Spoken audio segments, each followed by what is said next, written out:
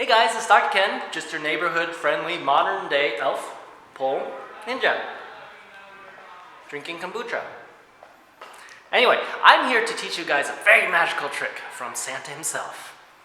What it is a one-arm spinning pole hang. Everyone thinks about this move as some kind of like super strength move. It is. But there is actually a lot of technique to it. So we're going to go over all these techniques that could be the difference between you getting this trick and just falling off the pole. Hee! It's important to first understand proper engagement. People often try to pull with their biceps instead of their lats. To pull with your lats, focus on dropping your shoulder blades down your back instead of bending your elbows. You can do this by walking around the pole and giving yourself a feeling of less weight or even weightlessness as you pull your scapula downwards between strides walking around the pole. Maybe you'll even find yourself even floating for a few seconds. The number one trick I can give you for this move is to not grab the pole like this. You can grab the pole like this for a static pole, but not spin pole. Due to momentum and biomechanics, you are pulling straight down, which means that your wrist should be on the inside of the pole. Get your wrist in alignment between your body and the pole. This is the key for so many people trying to get this move. Physics and biomechanics, people. It's not magic unless it's Christmas.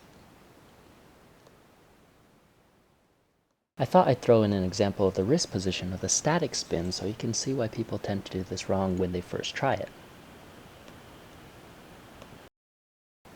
The next tip I can give you, besides having good grip strength, is putting the energy of your grip at the bottom of your hand. Squeeze mostly through the thenar pads, the fleshy muscles at the bottom of your palm, and through your lower three fingers.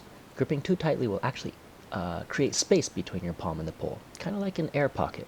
This will increase the amount of slipping that you'll have. Often I even release the index finger or let it relax because squeezing it as well tries to shift the wrist alignment into a more perpendicular alignment with the pole, which ultimately reduces strength and contact with the pole.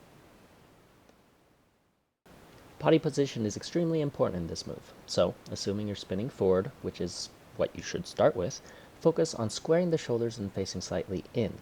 If your shoulder drops and you turn away from the pole, you'll put your back to the pole and drift around it, which is not what we're trying to obtain. So overcompensate by facing a little bit inwards so that it kind of looks like this all the way around the pole. The next tip is pretty straightforward. If you find yourself slipping, just stop, reset, and get a new contact and then try again. If you're slipping, you've already lost it. Don't even bother.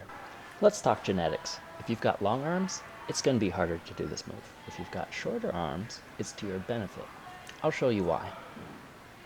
Similar to static pole, we know that if we are spinning and we are close to the pole, we'll slip easier because the force of our bodies is delivered mostly downwards. If we're farther away from the pole, we'll have more friction against the pole, which will make sticking easier. This is because the arm sort of represents where the force is being applied to the pole. This is also why, unfortunately, that when you do this technique correctly, then you'll have a greater chance of bending poles, which unfortunately does happen a lot. Please fix this, pole manufacturers. So, back to the length of your arms. If you've a shorter arm, spinning around a point means that your mass rises up easier than if you've got longer arm. This means more friction and more sticking to the pole. If you've got longer arms, it'll take a lot more force to stick to the pole because once again, you have more force pulling you downwards instead of outwards. So you really have to gun and put a lot of energy into it if you're longer armed, just to achieve this technique safely. Lastly, it helps to have a little pike in your forearm. Oh, some people have found a way to get around the wrist position problem by putting their body against the pole and spinning really slowly. I think this doesn't look cool, so I'm calling it out. Not Elf Ninja at all. Elf Ninja. Reminds me of Sam Starr's PCS performance. Hey guys, once again, this is Dr. Ken, Pole Ninja. I hope you enjoyed it. Please like this, please share this, subscribe. If you have any questions, feel free to leave it in the comments below. Otherwise, I guess we'll just see you guys next time. Once again, this technique is really, really cool. If you can hang off of one arm with only one contact point on the pole, you can get a lot of transitions that most people can't even conceive.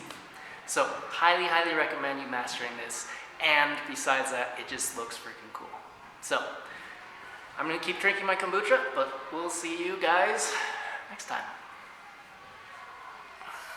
Hey guys, it's Dr. Ken, just your Just your friendly resident, modern day. Hey guys, it's Dr. Ken, just your resident friendly. Hey guys, it's Dr. Ken. Anyway, I'm here to teach you a very magical trick. Anyway, I'm here drinking kombucha.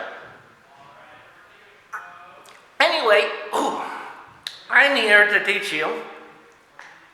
Kombucha has some alcohol in it, so I'm slightly affected because I'm Asian, so if I turn red, it's just kombucha. Hee!